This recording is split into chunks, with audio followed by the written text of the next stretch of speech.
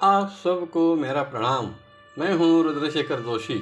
केसरी नंदन आध्यात्मिक YouTube channel में आप सबका स्वागत है। आज हम इस वीडियो में जानेंगे जप माला का श्रेष्ठत्व क्या है। क्या जप करते वक्त जप माला जरूरी है? अगर जप माला उपलब्ध नहीं है तो क्या करें? जप माला में 108 ही मणि क्यों होते हैं? सभी देव देवताओं के नाम का या साधु संतों के नाम का जाप सामान्य रूप से 108 की गिनती में ही किया जाता है। जब लाखों की संख्या में, हजारों की संख्या में जप करना हो तो जप माला की आवश्यकता तो होती ही है। अगर किसी विशेष कार्य पूर्ति के लिए जप करना हो तो उसकी संख्या भी पहले से ही निर्धारित होती है। जैसे कि अगर ग्रह अनुकूल नहीं है तो उनकी भी जप की संख्या निर्धारित है। जैसे कि रवि ग्रह 7000, सोम ग्रह 11000 आदि। अगर इतना जप करना है तो माला की जरूरत तो होगी ही।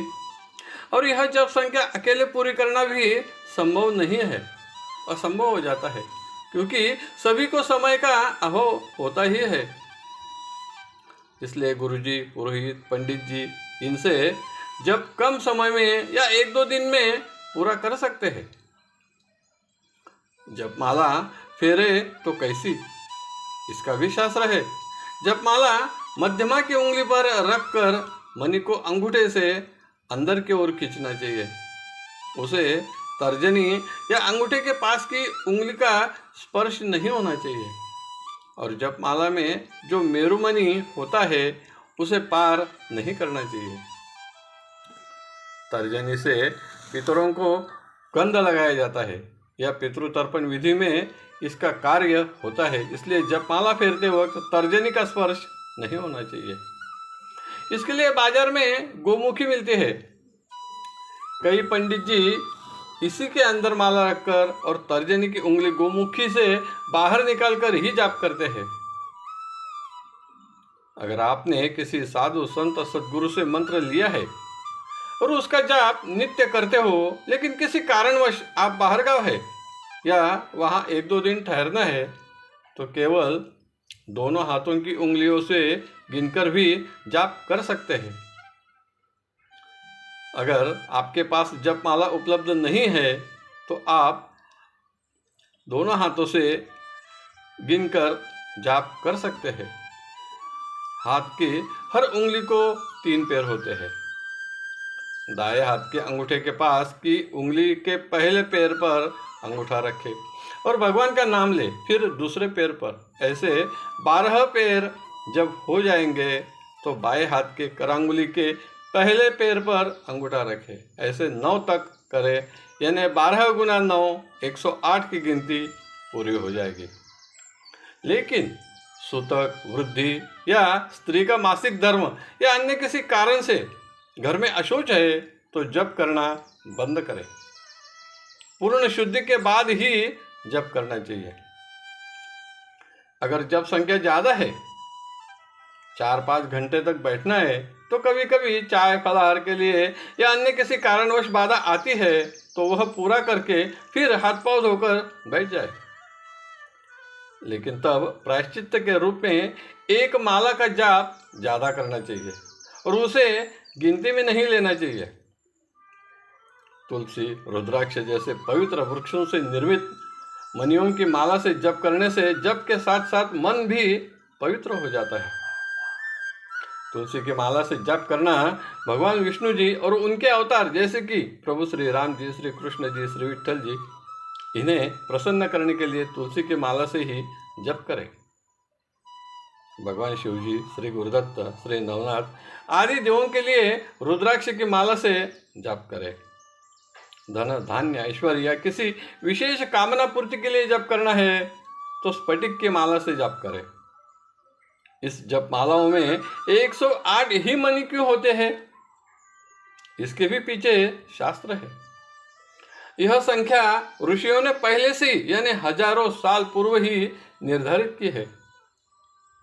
इसका पहला कारण है 12 राशि है। हर व्यक्ति का जन्म किसी न किसी राशि में होता ही है और 9 ग्रहों का परिणाम भी हर व्यक्ति पर होता है। चंद्र और सूर्य ग्रह का परिणाम स्पष्ट रूप से हमें दिखाई देता है, लेकिन बाकी ग्रहों का परिणाम सूक्ष्म में होता है। यह सभी राशि और ग्रहों का परिणाम हर व्यक्ति पर अच्छा ही हो, इसलिए 12 राशि गुना 9 ग्रह बराबर 108 होते हैं। इसलिए जपमाला में 108 मणि होते हैं। दूसरा कारण है नक्षत्र 27 है और 1 के 4 चरण होते हैं। 27 गुना 4 108 होते हैं। तीसरा कारण है सूर्य पृथ्वी से 108 गुना बड़ा है। यह तो हजारों साल पहले ही ऋषि मुनियों ने लिखा है, लेकिन अब वैज्ञानिक संस्था नासा के डॉक्टर सुभाष काक ने यह सिद्ध किया है। इसलिए जपमाला में 108 मणि होते हैं। हम 24 घंटे में करीबन 21,600 बार श्वास लेते हैं। आधे श्वास तो नींद या अन्य कार्यों में नष्ट हो जाते हैं, तब भगवान की याद नहीं आती। लेकिन दिन में 12 घंटे के श्वास 10,800 होते हैं।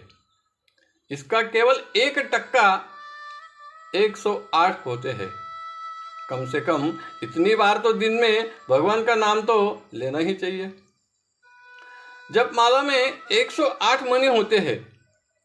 उंगलियों पर एक मंत्र जपने से 1, पर्वत पर एक माला जपने से 8 गुना, पुत्र जीव वृक्ष के नीचे 10 गुना, शंख की माला से 100 गुना, मूंगी की माला से जप करने से 1000 गुना, मणियों से तथा रत्नों की माला से जप करने से 10,000 गुना, मोती की माला से 1,00,000 गुना, पद्माक्ष की माला से 10,00,000 गुना, सुवर्ण की माला से जप करने से करोड़ गुना, कुश ग्रंथि से अरब गुना और रुद्राक्ष की माला से जाप करने से अनंत गुना फल प्राप्त होता है।